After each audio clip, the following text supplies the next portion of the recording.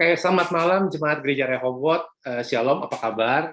Saya yakin dan percaya walaupun kita masih di rumah aja, PPKM-nya kan diperpanjang terus ya, tetapi kita masih dalam hati yang bersukacita, dalam tubuh yang sehat, dan dalam pengharapan yang luar biasa kepada Tuhan Yesus Kristus. Nah, malam hari ini kita akan membahas sesuatu yang luar biasa. Kami kasih judul podcast pada malam hari ini adalah Iman, Imun, Amin. Iman, Imun, Amin. Karena tiga hal ini merupakan tiga hal esensi yang harusnya kita semua jaga saat-saat seperti ini. Karena iman memasuki masa pandemi ini, jelas kita harus tetap berpegang teguh sama Tuhan. Imun selama masa pandemi ini, apalagi kita harus tetap menjaga tubuh kita tetap sehat. Lalu amin, bagaimana kita bisa menjaga mental kita tetap sehat, bagaimana kita bisa menjaga pikiran kita tetap sehat, karena saya percaya banget bahwa ketika kita mempunyai mental yang sehat, mempunyai pikiran yang sehat, maka imun kita juga akan terus terjaga dan kita akan tetap sehat. Nah, pada malam hari ini kita akan ditemani oleh 4 orang yang luar biasa. 4 orang yang luar biasa. Ada Ibu Pendeta Melia Trisito, ada Bapak Dr. Andreas, ada Saudari Cynthia Jo, dan ada Bapak Gembala kita yang terkasih, Bapak Pendeta Johannes Rundka. Dan pada malam hari ini, kami pastikan kita akan belajar sesuatu yang baru, kita akan punya sebuah pandangan yang baru terhadap apa yang akan kita bahas sebentar. Sesuai dengan tagline kita, bring you to the new level of perspektif. Saya yakinkan kita semua akan siap. Sebelum kita mulai, saya minta dengan hormat Ibu Melia untuk memimpin kita di dalam doa. Silakan Bu Meli. Ya, mari kita berdoa. Tuhan, terima kasih buat malam hari ini. Terima kasih untuk kesempatan jika kami bersama-sama bisa berkumpul saat malam hari ini. Jika sebentar kami akan berbincang-bincang tentang iman, imun, dan amin Tuhan. Biarlah kiranya Engkau menyertai acara ini sampai dengan akhirnya, sehingga apa yang kami perbincangkan ini mendatangkan manfaat bagi seluruh jemaat yang akan yang melihatnya nanti. Terima kasih Tuhan, menyerahkan sampai pada akhirnya dalam tangan Tuhan. Di dalam nama Tuhan kami Yesus Kristus, kami berucap syukur, haleluya. Amin. Bu Meli, terima kasih atas doanya. Sekalian kita ngomong ya. Kita ngobrol. Okay. Kita dua bulan yang lalu sudah melewati sebuah badai yang luar biasa gitu ya. Sebuah badai yang mungkin kita mikirnya dulu pandemi itu ya paling 3 bulan beres gitu ya. Ketika Maret gereja sudah mulai onsite, online, kita mikirnya mungkin bulan Juni atau Juli udah beres. Tetapi ternyata pandeminya berlanjut panjang banget gitu ya. Berlanjut panjang banget, dan kita mikir bahwa mungkin tahun depan deh udah beres gitu kan. Tetapi tahun 2021 tetap ada pandeminya gitu. Sampai bulan Juni kemarin kita masuk suatu badai yang luar biasa banget. Tadi sebelum kita mulai saya sempat ngobrol sama Ko Andre masalah bulan Juni dan bulan Juli kemarin. Badainya luar biasa, dan banyakkan orang termasuk saya gitu ya. Termasuk saya takut banget sama apa yang terjadi ketika bulan Juni dan bulan Juli kemarin gitu ya. Nah, kita akan membahas soal iman nih, membahas soal iman. Saya orang Kristen udah lama. Saya khawatir itu apakah tanda iman saya itu tidak cukup besar, karena saya ngelihat juga gitu ya, banyak orang Kristen yang terkena, banyak hamba-hamba Tuhan yang terkena, mungkin nggak sedikit juga mereka yang meninggal gitu ya. What's wrong with me gitu ya? Apa yang salah dengan saya? Apakah iman saya tidak cukup besar untuk melewati pandemi ini? Dari saya yakin juga banyak orang Kristen mengalami ketakutan yang sama. Ya, memang bayang ya.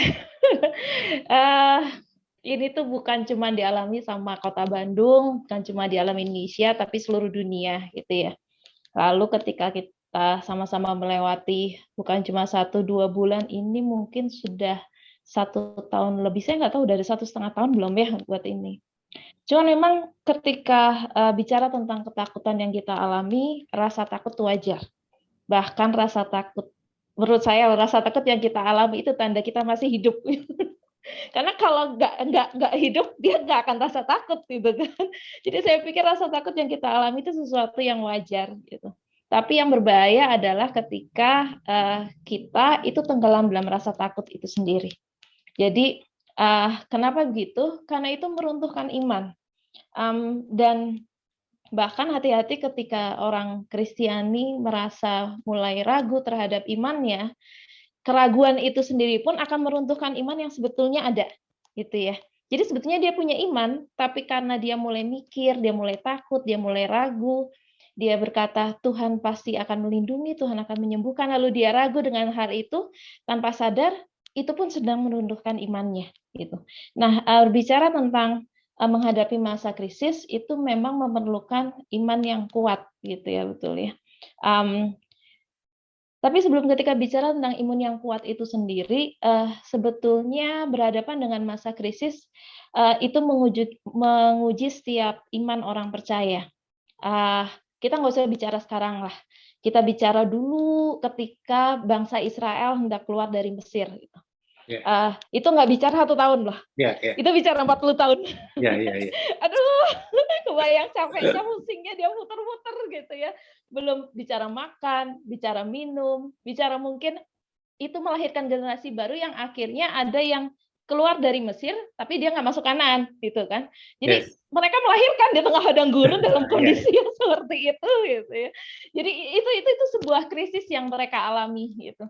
Jadi ketika bicara krisis tuh itu bisa berdampak banyak hal pada semua orang, terutama orang Kristen gitu. Karena kita bicara tentang orang Kristen. Biasanya ketika orang Kristen mengalami krisis, itu bisa terjadi 2 ekstrim yang terjadi.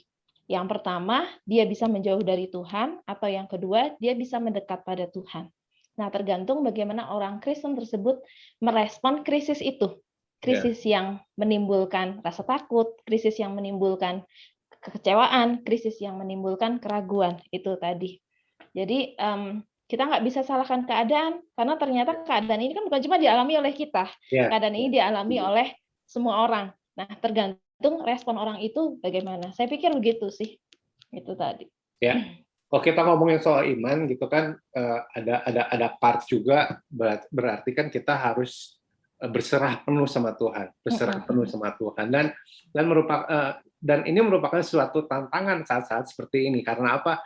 Karena mungkin kita kalau ngomong faith kan percaya sesuatu yang tidak kita lihat gitu ya.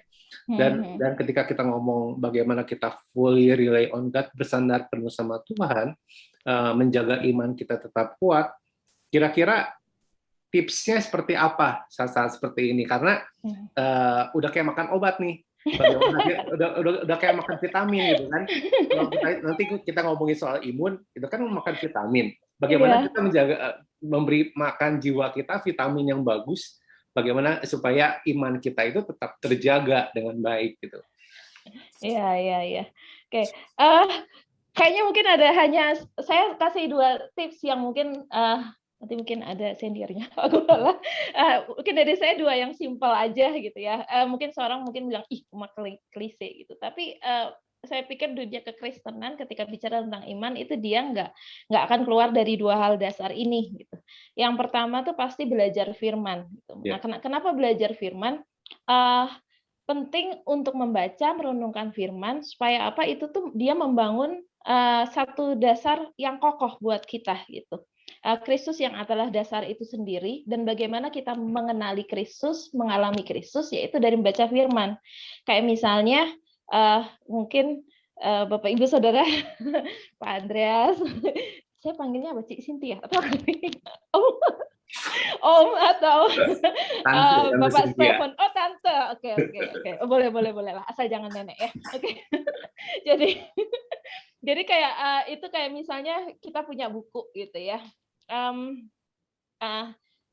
Oke lah kita lihat sampulnya bagus gitu. Tapi kita nggak akan kenal apa yang ditulis oleh penulis itu kalau kita nggak pernah baca. Yeah. Kita cuma lihat itu teh buku kelihatannya bagus, cuman kelihatannya, tapi kan kita nggak tahu betul nggak, bagus nggak, karena kita nggak pernah baca itu. Terus kita bisa tebak karakter penulisnya, kita bisa tebak apa yang diingin penulisnya, kita bisa rasa tulisannya ini tuh memberkati saya banget gitu. Saya teh enakan kalau baca ini, itu karena kita baca. Kalau kita nggak baca kita nggak akan ngerti gitu kan. Yeah. Nah, itu sama dengan Alkitab, apalagi firman Allah yang ada di situ, kita percaya bahwa itu berdasarkan inisiatif Allah sendiri dan itu ditulis oleh Allah. Bagaimana kita mau mengenal Allah? Belum masuk ke iman loh, karena iman itu percaya sama Tuhan. Belajar tahu aja dulu, kalau kita nggak pernah baca. Gitu. Jadi memang penting satu hal yang mungkin orang pikir, gelisah, tetapi itu teh bener gitu. Kalau kita mau belajar, gue kenal Allah gitu, saya tuh kenal Allah, tapi nggak pernah baca film, masa sih kenalnya gimana? Tuhan kan bukan dukun yang bakar kertas selalu diminum gitu kan, lalu jadi kenal gitu kan, nggak mungkin gitu juga. Jadi memang ya salah satunya yang pertama ya dari firman itu sendiri, itu harus baca berulang, dan ketika baca berulang tanpa sadar itu masuk dalam memori kita, dan tanpa sadar waktu kita masuk dalam memori kita dalam kondisi yang terjepit, ada satu kayak recall, itu kayak diingatkan kembali bahwa oh iya ya, Tuhan pernah berjanji begini, Tuhan pernah berjanji begini, Tuhan pernah berjanji. Nah, itu masuk ke langkah yang kedua, praktekkan iman. Waktu kita ingat Tuhan pernah berjanji begini, dan walaupun secara manusia kita takut, kita ditantang untuk oh iya ya, Tuhan pernah berjanji ini. Apakah saya mau memilih mempercayai janji itu, atau saya mau memilih untuk meladeni rasa takut saya? Itu kan tantangannya kan di situ. Karena tantangan iman itu kan harus dulu kena masalah, baru ada tantangan iman. Kalau kondisi enak-enak sih, nggak ada tantangan gitu kan. Nah, yang kedua kita ditantang untuk ya harus praktek iman gitu. Waktu kita dalam kondisi seperti itu, kita harus praktek. Kayak orang berenang nggak bisa cuma belajar teorinya aja gitu. Oh, belajar berenang tuh begini, dan harus di kolam renang gitu. Nggak mungkin belajar berenang di atas meja di kamar, nggak akan bisa gitu. Harus nyemplung gitu kan. Harus kena tantangannya yang sesuai dengan itu. Jadi ya saya pikir ketika mau iman kita menjadi kuat dan bertumbuh, ya harus praktek gitu. Harus bisa praktekkan iman itu. Paling dua itu sih, belajar tentang firman. Lalu yang kedua, praktekkan iman supaya pengenalan kita akan Tuhan semakin bertumbuh. Dan itu harus dilakukan berulang-ulang. Iya. Nggak bisa dilakukan sekali-sekali aja gitu kan. Iya. Kebayang kan, kayak misalnya Bapak Ibu Saudara yang anak kecil dari bayi bertumbuh jadi anak kecil, jadi remaja, jadi dewasa, menikah. Itu kan dia nggak cuma makan sekali beres. Dia harus makan berulang, sehari 3 kali. Kalau dia suka lauknya, dia nambah bisa 6 kali. Kalau dia nggak suka, tapi besok dia tetap harus makan, udah lapar. Nggak mungkin dia nggak makan. Artinya, dan itu baru membuat dia bertumbuh. Kita pun begitu, waktu kita beriman, kita nggak cuma, saya percaya sekali, enggak. Kita harus terus praktekkan sampai akhirnya tanpa sadar itu menjadi sesuatu yang memang itu istilahnya melekat dengan kita bahwa ya saya percaya Tuhan begini, saya percaya Tuhan begini. Dan praktek iman, jangan salah, ketika kita mau praktekkan iman, kita akan ketemu tantangan demi tantangan. Tapi waktu praktek itu terjadi tanpa sadar, Tuhan akan mengubah mindset kita dari sesuatu yang mungkin dulunya kita serba takut, serba ragu, menjadi sesuatu yang mungkin juga bertumbuh gitu loh. Oh, saya tuh kalau menghadapi gini tuh saya nggak sedang kehilangan kok. Justru ketika menghadapi begini ada sesuatu yang Tuhan bentuk dari saya. Itu kan berbeda. Oh, waktu saya hadapi begini, saya nggak sedang rugi sesuatu. Justru ketika saya menghadapi sini, ada sesuatu yang baru buat saya. Itu kan sesuatu yang berbeda gitu. Jadi ada satu perubahan pola pikir ketika kita izinkan Tuhan bekerja melalui iman kita. Menurut saya sih. Terima kasih banget atas encouragement-nya. Karena apa yang dilakukan, bagaimana kita membangun iman, bagaimana kita harus belajar firman tiap hari, bagaimana kita harus praktek, ternyata ini matching sama sesuatu yang akan kita bahas kemudian, yaitu bagaimana kita menjaga imun. Karena ketika pandemi ini berlangsung, apalagi ketika badai COVID 2 bulan yang lalu, kalau kita ingat semua, berarti kalau kita ingat semua, ketika pandemi ini berlangsung, hal yang membedakan pandemi dan tidak pandemi adalah banyak orang beli sepeda. Karena ketika pandemi ini berlangsung, banyak orang berlomba-lomba untuk menjadi sehat, menjaga imunnya. Karena itu awal-awal pandemi tukang sepeda laku gitu ya, laku semua karena orang sibuk beli sepeda gitu ya. 2 bulan yang lalu ketika badai COVID berlangsung, apotek laku karena vitamin habis, obat-obatan habis, bahkan tabung oksigen habis. Dan pada malam hari ini saya mau ngobrol sama Ko Andre, Dr. Andreas Wijaya. Kok, thank you sudah melewati 2 bulan yang luar biasa sebagai tenaga kesehatan. Bagaimana bisa menceritakan sedikit kengerian dari 2 bulan yang lalu kok sampai hari ini? Ya memang sekitar bulan 6 Juni itu tinggi-tingginya ya kasus konfirmasi di Indonesia. Angka tertinggi kalau nggak salah itu sekitar 56.000 per hari. Itu angka tertinggi di Indonesia. Pada saat itu hampir sekitar 80% untuk yang sakit untuk tatap muka itu hampir 80% kemungkinan memang positif. Ya dengan keluhan-keluhan yang ada, mulai dari demam, ada batuk kering, juga anosmi, ya di mana penciumannya, sensitivitas penciumannya itu menurun. Ya itu saya alami secara pribadi. Selain dari data-data angka kejadian yang didapat informasi dari Pikobar atau Satgas, ya memang itu luar biasa. Ya dari di bidang kesehatan itu yang sangat signifikan. Dari setiap dokter kedatangan pasiennya yang banyak sekali anosmi. Jadi kita bisa sebut yang anosmi kemungkinan besar memang positif. Rumah sakit pun demikian. Jumlah pasiennya luar biasa banyak, sampai mengantri begitu untuk dirawat, dan chaos betul-betul luar biasa. Ya kita bisa bilang mengerikan ya pada saat itu. Ya seperti itu kondisinya. Ya. Dan tadi seperti Kameli bilang, latihan imun itu, bagaimana kita menjaga imun kita tetap bagus ketika masa pandemi itu kan sebenarnya nggak mirip-mirip sama bagaimana kita menjaga iman kita tetap kuat gitu kok. Tadi kan Kameli bilang harus belajar firman, bagaimana kita mempraktekannya gitu kan. Sama ketika menjaga imun juga, tadi saya bilang orang-orang awalnya pada beli sepeda gitu kan, pada beli sepeda supaya olahraga gitu. Supaya olahraga. Nah, kita ngomongin imun nih kok. Bagaimana sih sebenarnya kunci atau rahasia bagaimana kita bisa menjaga tubuh kita tetap fit, bagaimana kita bisa menjaga imun kita tetap fit. Apalagi kan kalau misalnya dari beberapa literatur yang dibaca, beberapa video yang dibaca, orang-orang lucu kayak saya gini kan rentan sebenarnya kan.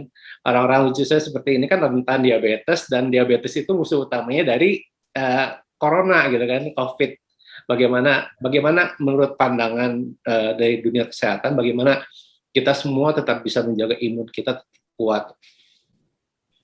Oke, baik. Ya, untuk kita bisa tetap sehat, terutama untuk menghadapi pandemi ini, tetap sehat, itu sebetulnya kita tidak bisa mengandalkan hanya dari imun kita. Nggak bisa.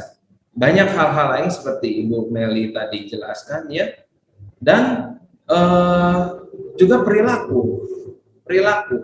Hal-hal tersebut yang menjadi satu kesatuan yang akhirnya kita sehat. Untuk imunitas kita sendiri memang kita harus ya mulai dari makanan yang kita konsumsi, istirahatnya, olahraganya, ya. Mungkin sampai saat ini kita sedang melaksanakan satu pesta besar, yaitu pesta vaksinasi begitu. Ya, itu harus kita perhatikan. Makanan harus yang segar, cukup porsinya, olahraga minimal ya mungkin 1 minggu paling tidak 1,5 jam total. Tapi itu pun kita kembalikan kepada individu yang bersangkutan. Kalau yang bersangkutan misalnya atlet, tentu lain, ya nggak bisa kita patok cukup 1,5 jam, malah mungkin kurang. Begitu. Tidur, ya Sleep National bilang paling tidak 7-9 jam kan ya. Jadi itu juga perlu. Karena pada saat kita tidur, semua rileks. Otot-otot kita kendur, syaraf kita tenang, irama jantung kita teratur, dan akhirnya semuanya lebih sehat karena kita istirahat. Juga tadi sampai vaksinasi ya.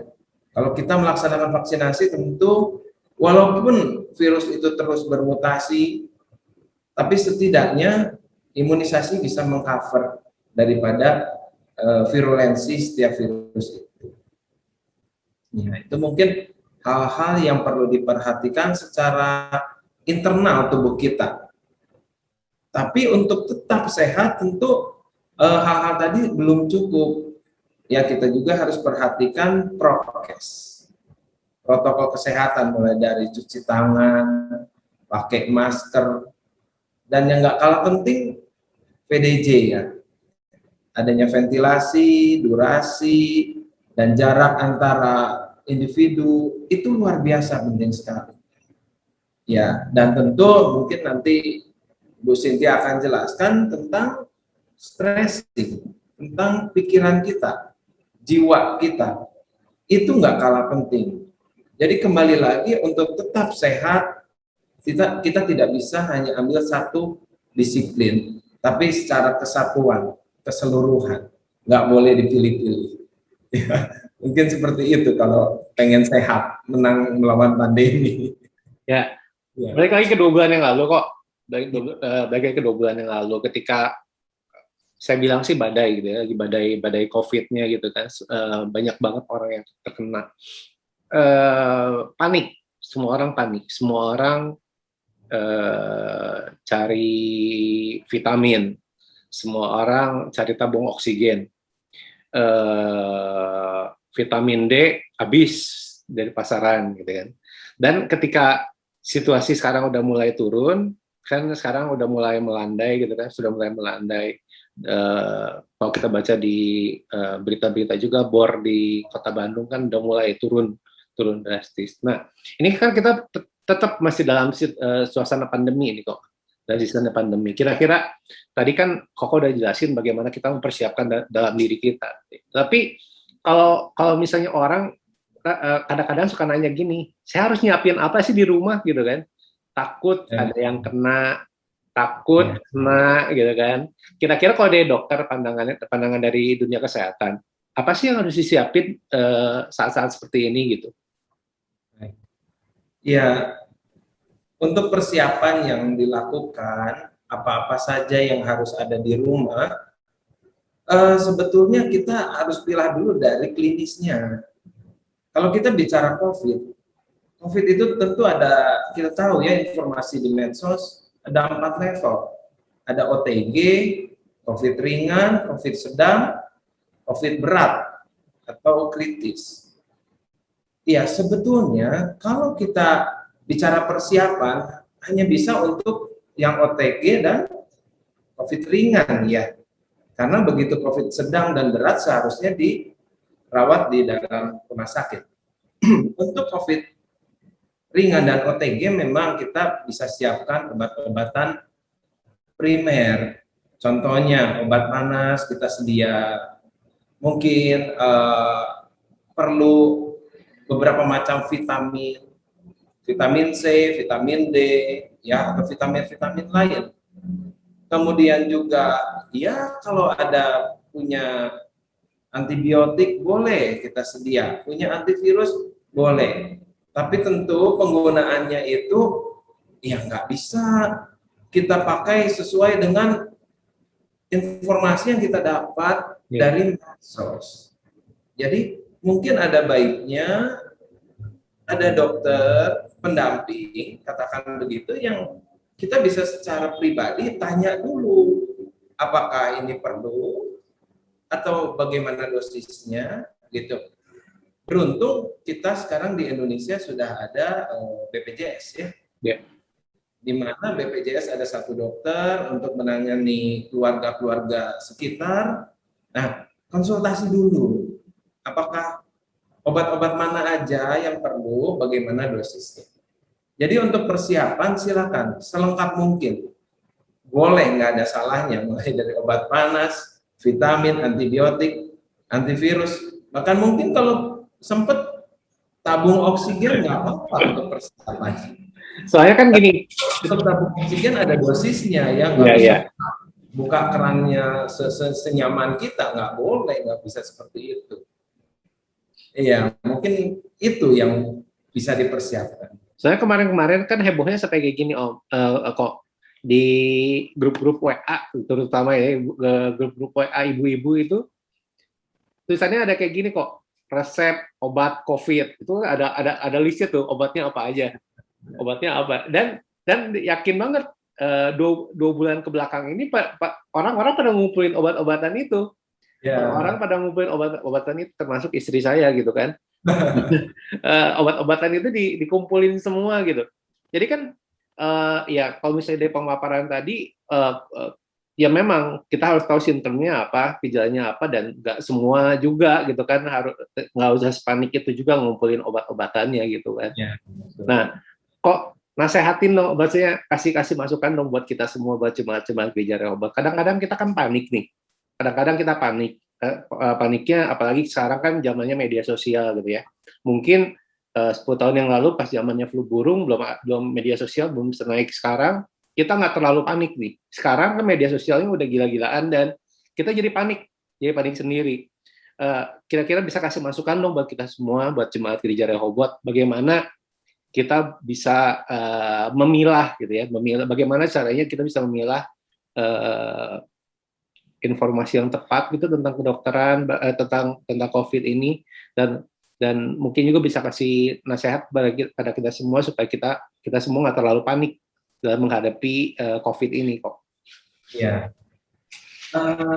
memang untuk zaman sekarang ya agak sulit, kita itu tidak bisa menyetop atau mensortir informasi yang masuk, terutama lewat medsos. Betul.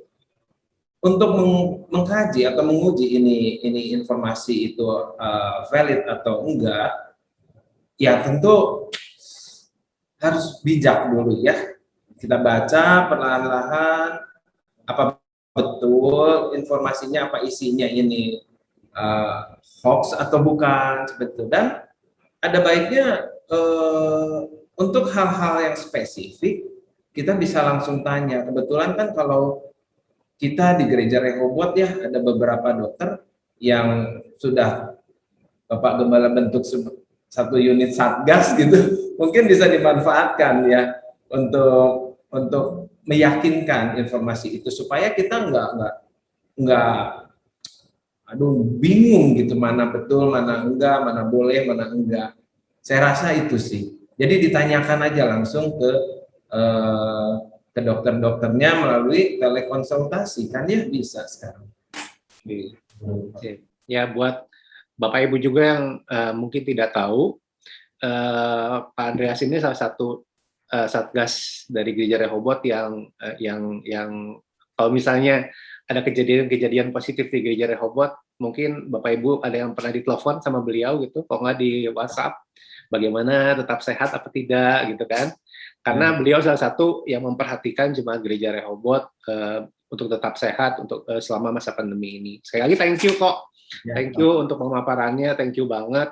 Kita udah belajar tentang iman, kita udah belajar bagaimana kita bisa mengolah tubuh kita agar tetap fit, imun kita tetap baik. Dan tadi sedikit disinggung tentang media sosial. Dan kita akan berpindah sama yang baru live IG. Boleh dinyalakan dulu mic-nya. Ini aktivis media sosial yang luar biasa. Dan saya yakin sekali konten-kontennya di Instagramnya banyak memberkati orang, dan kita akan ngobrol-ngobrol sama Cynthia Jo. Oke, Sin, Tadi kan kita udah bahas Iya, tentang iman ya, tentang iman. Iya. Kita udah bahas tentang imun. Mhm. Kita akan bahas tentang sesuatu yang namanya amin. Kalau Yes. kalau kalau diurutin kan iman, imun, amin itu kan akronim ya. Akronim sebenarnya Yes. dari sekolah kita yang lama itu kan. Iya bener Sekolah kok. kita yang lama gitu kan. Tapi kenapa saya bilang amin? Mhm. Karena ini kemarin saya sempat baca konten media sosialnya punya Yes. Dennis Andrian, teman kita juga di gereja. Dia tuh nulis kayak gini, Sin. Sekarang adalah waktu-waktu di mana sehat-sehat ya dan cepat sembuh jadi makin serius. Sekali lagi ya, sebetulnya. Sekarang adalah waktunya di mana sehat-sehat ya dan cepat sembuh jadi makin serius. Yes. Zaman dulu kan sebelum pandemi, kalau kita ketemu sama orang gitu ya, kita ngomong sehat-sehat ya, itu kan basa-basi banget ya. Sehat-sehat ya. Kalau nggak kita ke rumah sakit, cepat sembuh ya, itu kan basa-basi banget gitu ya, basa-basi banget. Tapi betul. saat sekarang, kayaknya masa pandemi ini sehat-sehat ya dan cepat sembuh itu serius banget.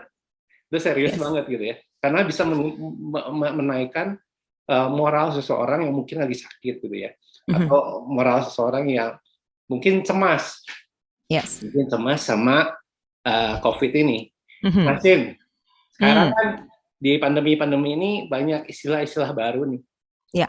Ada corona somnia, itu orang-orang yang bisa tidur karena mikirin corona terus gitu kan. Yes. Bagaimana kita bisa tahu, tadi kan bahas tentang sosial media juga.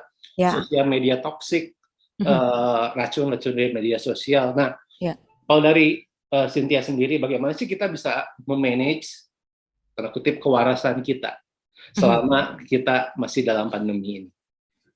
Oke, wow, luar biasa ya. Tadi udah ditambahin banyak banget nih dari yang pembicara satu.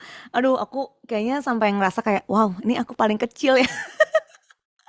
Oke, nah tapi kalau misalkan nih, tadi Koko bilang mengenai gimana caranya supaya kita tetap bisa waras di pandemi ini nih. Pertama sih ya Ko ya, satu tuh yang aku pelajari bahwa ya benar tadi kata Ko Andreas yang bilang, kita harus tahu mana yang hoax, mana yang enggak gitu. Kalau misalkan kita tahu nih, berita-berita itu bikin kita tuh makin takut gitu ya sama keadaan sekarang. Stop dulu bacanya gitu, jangan dipaksain. Karena pernah kejadian juga gini loh kok, saat kita bangun pagi, terus kita udah dapet berita negatif, itu tuh udah akan munculnya hormon negatif juga gitu ya. Jadi itu akan datang moodnya langsung negatif.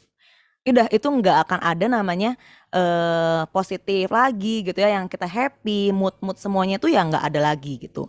Makanya gimana caranya? Pertama itu adalah menyaring informasi. Saat kita bisa menyaring informasi itu, kita akan bisa lebih waras gitu ya. Nyaring informasinya benar-benar yang kita bisa yakini itu benar adanya, jangan sampai kemakan omongan aja gitu. Dan ada juga gerakan kayak puasa kok, detox sosial media. Itu kapan ya? Kayaknya akhir-akhir tahun lalu deh, itu banyak banget gitu dilakukan sama anak-anak remaja pastinya. Dia itu menggunakan kayak 7 hari tanpa menggunakan sosial media. Jadi benar-benar di uninstall semuanya, gak ada namanya sosial media dalam kehidupannya. Jadi benar-benar cuma nonton YouTube dan juga berita-berita yang ada gitu ya. Bodo amat mau kayak gimana tuh sosial media gitu. Dan yang kedua yang aku pikirin sangat amat membantu kita supaya tetap waras itu yang pertama, dan waras itu adalah ngobrol sih kok, sharing.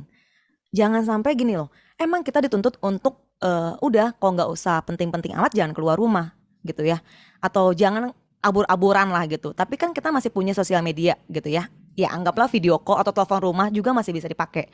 Sekadar ngomong halo gitu kan, untuk ngobrolin hari ini ngapain sih, terus kemarin-kemarin ada apa sih gitu. Itu untuk bisa kita waras sih kok sebenarnya. Kalau nggak ada telepon, kita nggak bisa cerita, itu akan tetap jadi kayak, aduh, ya udah tertekan di sebagian otaknya gitu. Nggak tahu lagi mau ngomong sama siapa, nggak tahu lagi mau ngeluarin apa di unek-uneknya. Akhirnya cuma bisa diem. Itu yang bahaya sebenarnya gitu. Dan thank you buat teknologi ya. Yes. Kayaknya selama pandemi ini perkembangan teknologi semakin gila-gilaan. Iya, Zaman dulu sebelum pandemi siapa tahu siapa yang pernah pakai Zoom coba. Sebelum pandemi kan siapa yang pernah pakai Google Meet gitu kan? Siapa yang pernah pakai Google Class gitu ya?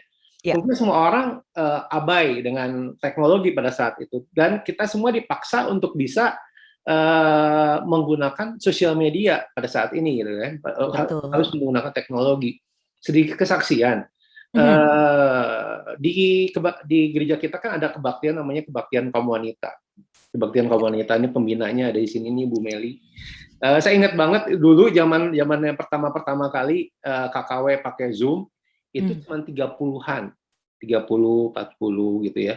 Dan sekarang setiap minggunya itu sekitar ada 85 orang, 85, bayangkan ya sini ya, 85 ibu-ibu plus emak-emak yang pakai Zoom gitu ya. Yang pakai Zoom dan mereka mau belajar gitu. Kan mereka mau belajar. Jadi mungkin salah satu aspek positifnya dari pandemi ini adalah kita belajar sesuatu yang baru. Kita dipaksa belajar sesuatu yang baru, betul. Nah, selain belajar sesuatu yang baru, ini kita balik lagi kita bagaimana kita menjaga kewarasan kita. Yes. Mungkin itu adalah belajar sesuatu yang baru. Kita pakai teknologi untuk ngobrol, tadi kata Cynthia, gitu ya. Sin, ada tipe-tipe orang seperti ini. Saya dulu seperti itu ya. Oh, tenang aja. Tenang aja.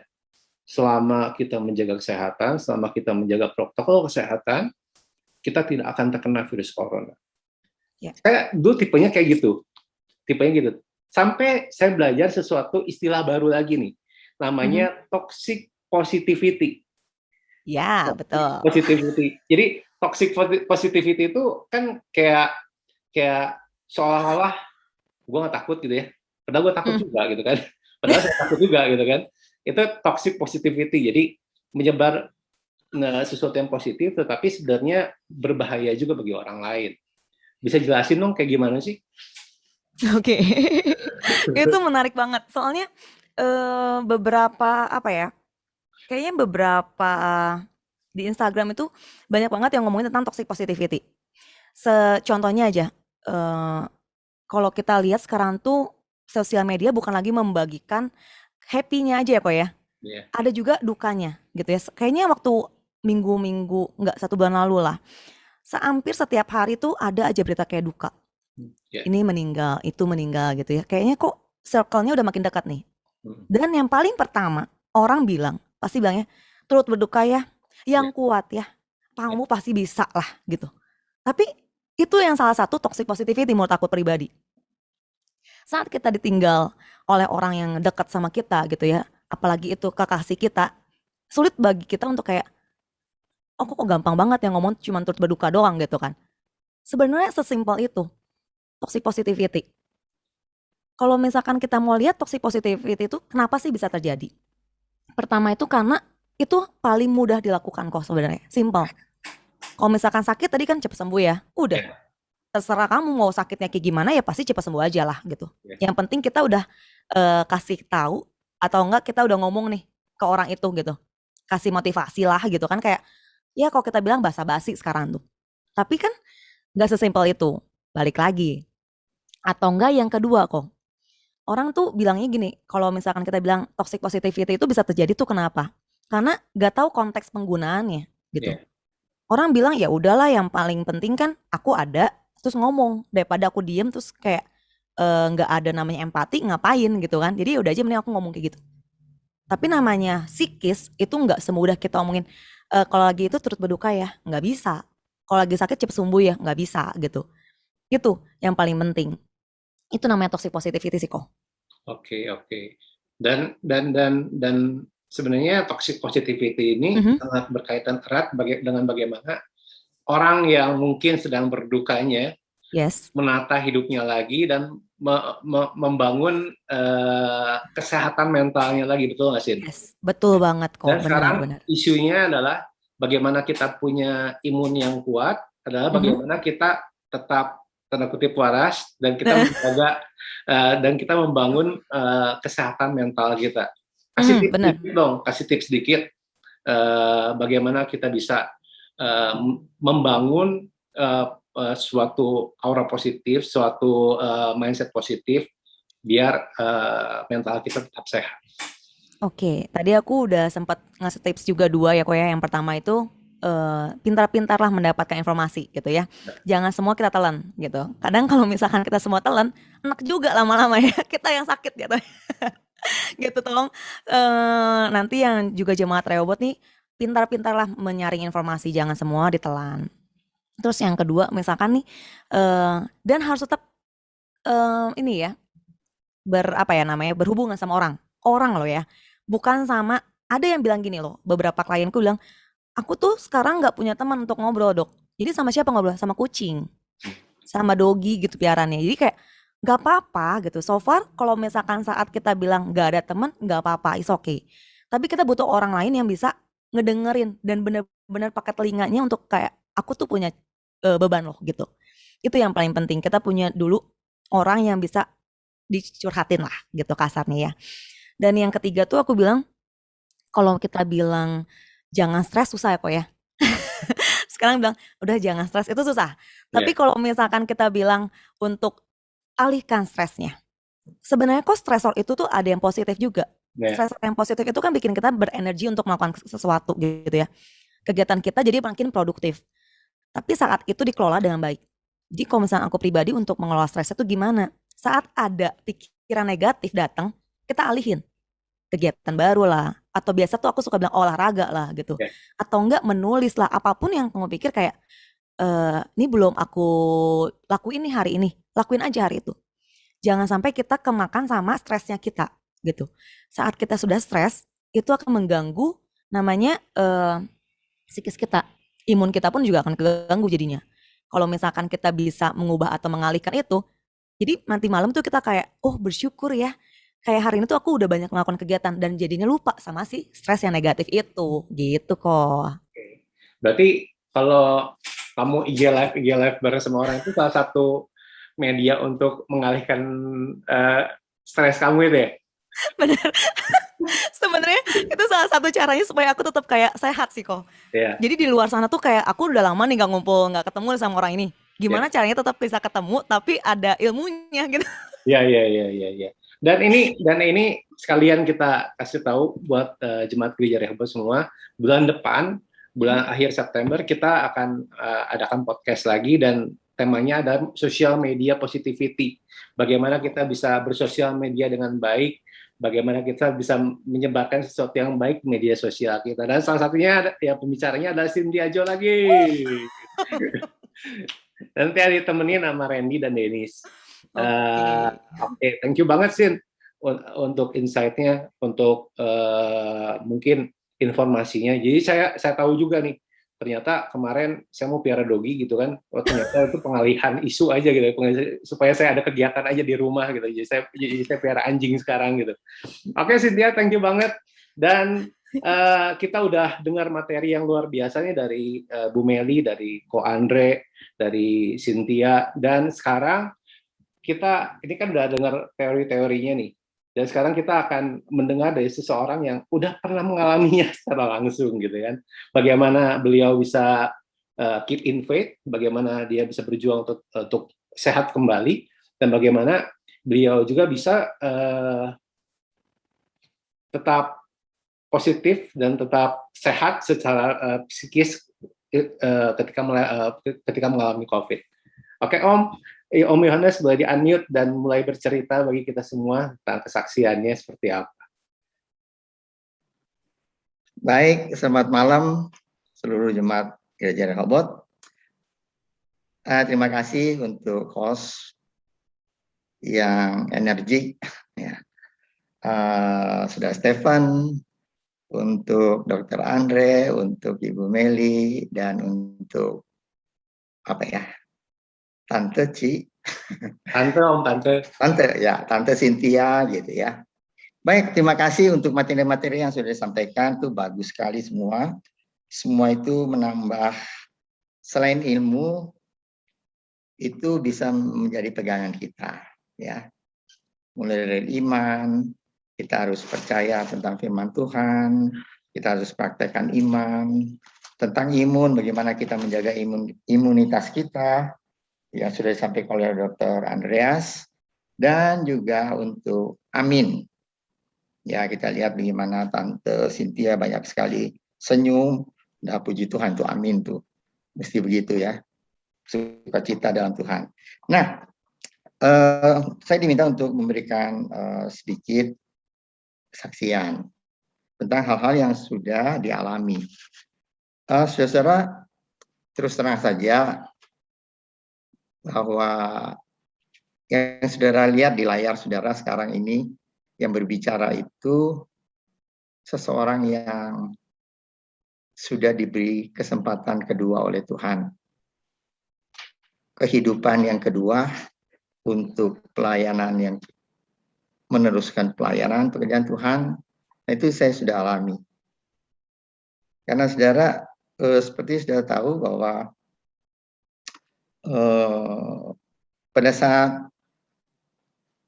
saat tanggal 20 pada saat tanggal 21 tanggal 20 Juni yang lalu selesai ibadah kami berdua, saya dengan Ibu Gembala, periksa PCR.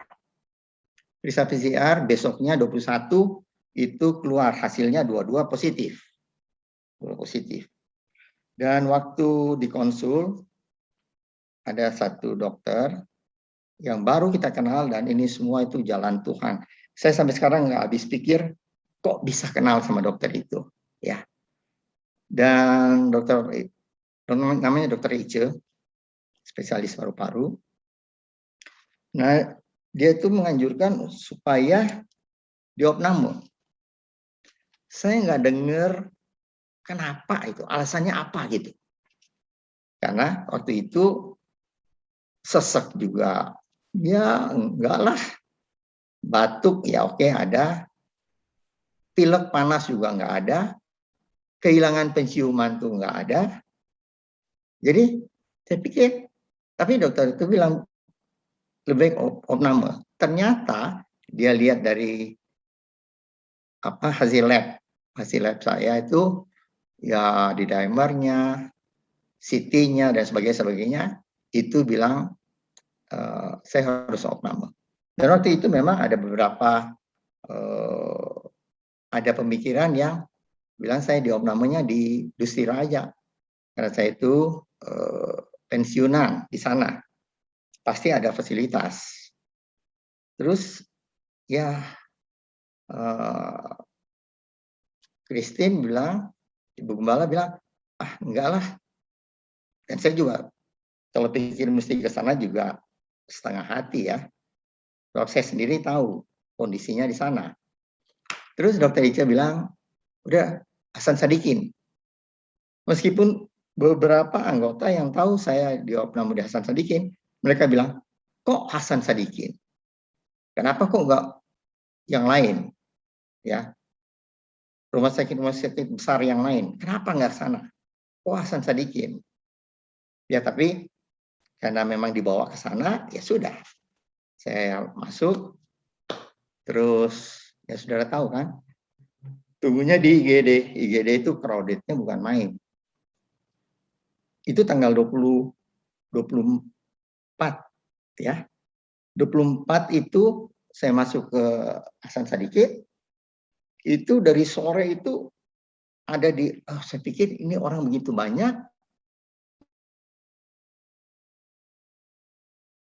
Kira-kira jam 9 malam, ya. Kira-kira jam 7 sore, ada 4 orang datang di berangkar saya, kan tidur di atas berangkar, terus ngangkat itu. Ngangkat bawanya ke ambulans. Sampai sekarang saya nggak tahu siapa yang merintahkan itu. Masuk ambulans, tahu-tahu saya dibawa ke gedung Kemuning.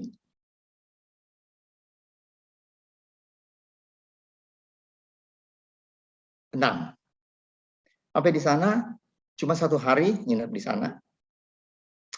Dan saya besoknya saya dibawa turun ke lantai 1 dengan alasan saya tanya kenapa dibawa turun. Meskipun pada saat itu menelan aja rasanya udah sakit ya, sakit gitu. Tapi nggak sesek sama sekali. Cuma sakit itu kan. Saya bilang, kenapa kok di bawah turun? Oh, di bawah itu lantai nakes. Saya turun sana, di bawah turun ke bawah, dan saya lihat memang tiap kamar itu punya monitor yang lengkap. Jadi satu bangunan yang besar itu ada 6 kamar dan satu pasien satu kamar. Nah, saudara, itu yang saya alami tanggal 24, 25, 26. Aduh, itu benar-benar saya rasa seperti gimana ya? Kalau waktu itu tidak tertolong, nah itu saatnya waktu itu. Nah, saya sampai pikir apa yang disebut berada di bayang-bayang maut sekalipun di Mazmur 23 ayat 4 itu ya. Apa yang kayak gini gitu. Tapi pada saat itu ya mungkin kalau orang lain mungkin rasanya takut gimana gitu ya. Anehnya waktu itu tuh saya tuh tenang gitu. Meskipun memang nggak bisa, tapi kok tenang gitu ya. Kan cuma satu malam di lantai 6 itu turun ke bawah, ke lantai 1. Nah mulai saat itu, tiap pagi saya bangun, itu kalau ada yang tanya, dan itu memang perasaan saya, bahwa saya bilang, bagaimana Pak, bagaimana dok, gitu ya, suster nanya begitu. Saya selalu bilang, hari ini saya rasa lebih baik dari kemarin. Itu yang saya rasa. Dan terus begitu terus. Nah, makin hari sampai ke bawah itu ternyata itu ya, saturasi oksigen saya mungkin di bawah 90 mungkin ya. Saya nggak tahu sama sekali. Tapi saya dikasih satu alat ya, alat yang namanya high flow nasal cannula. Itu dia penyemprotan udara hangat dengan bertekanan tinggi supaya langsung masuk. Ternyata itu alat dipakai sebelum ventilator. Jadi setelah saya 1 minggu atau 3-4 hari di sana, baru saya tahu, saudara, bahwa paru-paru saya itu sebelah kiri itu tinggal sepertiga yang normal. Itu semuanya itu sudah ada infiltrat gitu. Waduh, saya bilang ucap syukur pada Tuhan. Tapi itu yang saya alami ya. Tiap-tiap hari itu saya merasa tiap pagi itu saya bangun, saya mendapat rahmat yang baru. Jadi ratapan 3 itu saya alami itu semua. Ratapan 3 ayat 22, 23 itu saya alami. Tiap pagi rahmat dan kasih karunia yang baru. Itu saudara benar-benar tuh. Setelah melalui itu semua, ya saya boleh hari tanggal 4 gitu ya. Tanggal 4 tuh saya dinaikkan ke lantai 5. Saya tanya, ini lantai 5 ada lantai apa lagi? Mereka bilang lantai 5 ini disebut lantai ruangan intermediate. Intermediate itu adalah ruangan untuk pasien-pasien yang bisa isoman. Itu tanggal 4. Dan tanggal 7-nya, jadi tepat 2 minggu, saya boleh pulang dan isoman di rumah. Nah, selama isoman di rumah, aduh saudara, itu dari depan pintu rumah, itu sampai ke kamar, aduh itu 2 minggu coba, tidur begitu, nggak berdiri, nggak apa sama sekali. Jadi bisa kebayang ya, kakinya itu udah nggak kuat berdiri. Sampai saya jalan dari depan ke kamar itu pegangan pundak dari Bu Gembala, jalannya pelan sekali sampai kamar. Terus saya pikir ini bagaimana ya, recovery-nya berapa lama? Tapi puji Tuhan, ya. Besoknya saya mulai coba jalan pakai tongkat, besoknya dan terus makin maju terus sampai bisa jalannya lepas tongkat, jalannya cukup cepat sehingga saya kalau jalan di rumah 1 jam itu bisa 6.300 sekian langkah. Itu muter tuh dari belakang sampai ke depan, sampai ke halaman depan, muter lagi ke dalam, muter itu 1 jam bisa begitu. Ya puji Tuhan. Ya selain itu tentu ada makan vitamin dan sebagainya ya tentu itu. Makanan ini istirahat cukup dan olahraga. Tapi yang penting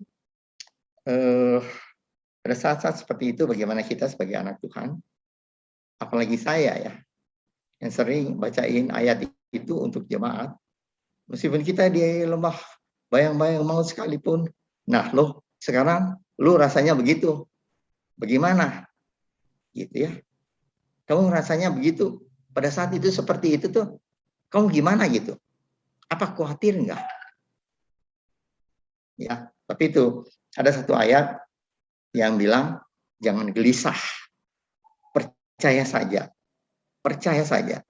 Mungkin itu ayat itu ya biasa kita dengar itu Tuhan mau naik ke surga dan mau gelisah. Tuhan bilang percaya aja.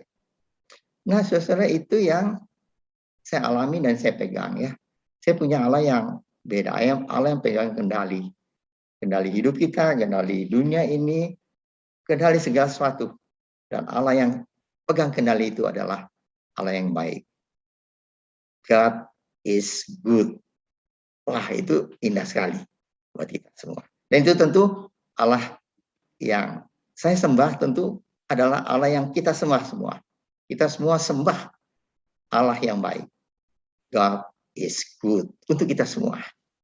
Dia pegang kendali hidup kita, dia pegang kendali segala sesuatu, alam raya ini, negara kita, dan segala sesuatu. Dia pegang kendali.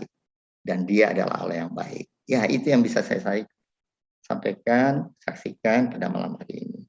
Wow. Nah, Bapak Ibu sekalian, ini kalau istilah perstikan malam hari ini itu wagyu.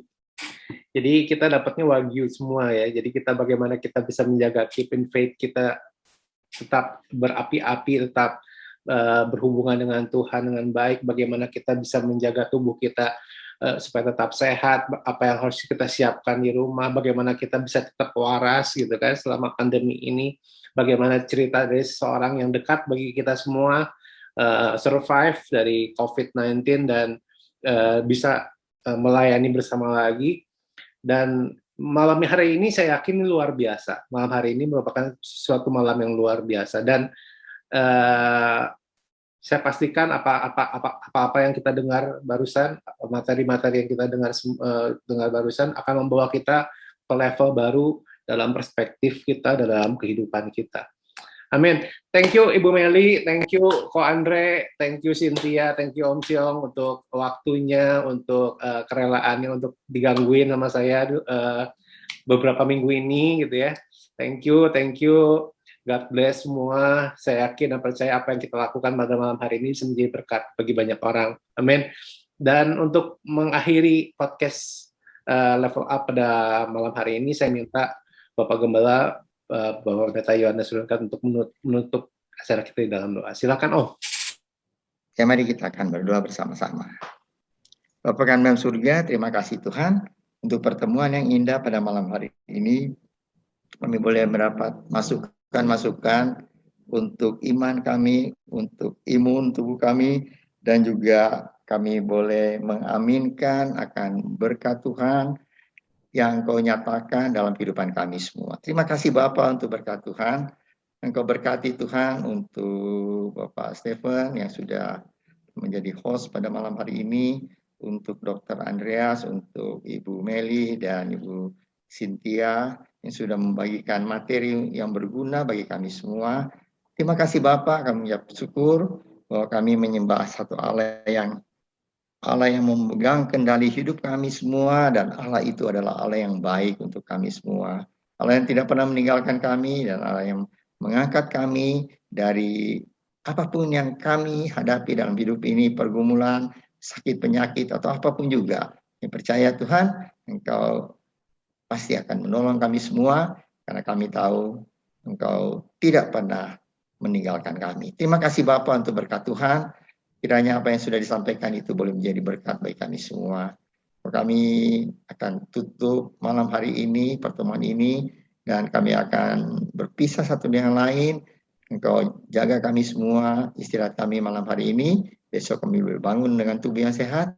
Kami boleh mulai hari yang baru dengan Tuhan Yesus. Terima kasih Bapak, kami percaya Engkau sudah mendengar doa kami ini, yang kami naikkan dalam nama Tuhan Yesus Kristus, menjadi juru selamat kami yang hidup.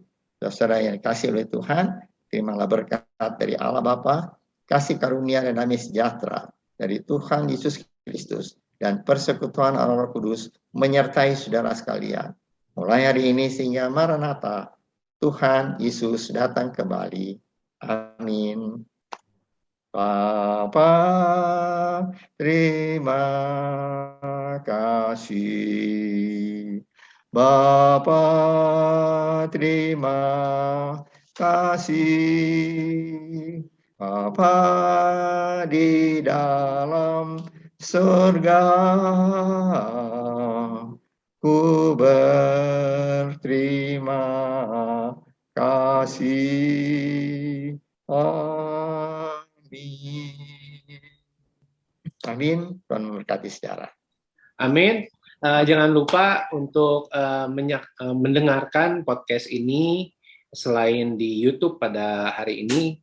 Saudara juga bisa mendengarkan podcast ini di Spotify pada hari Sabtu jam 7 pagi. Jadi buat saudara-saudara yang mungkin berkendara di luar pakai mobil atau pakai motor dan butuhkan sebuah insight ketika berada di jalan, pastikan untuk mendengar Level Up Podcast dan diberkati melalui materi-materi yang sudah ada di Spotify kami. Oke, selamat malam Bapak Ibu sekalian, saudara-saudara sekalian, Tuhan Yesus memberkati.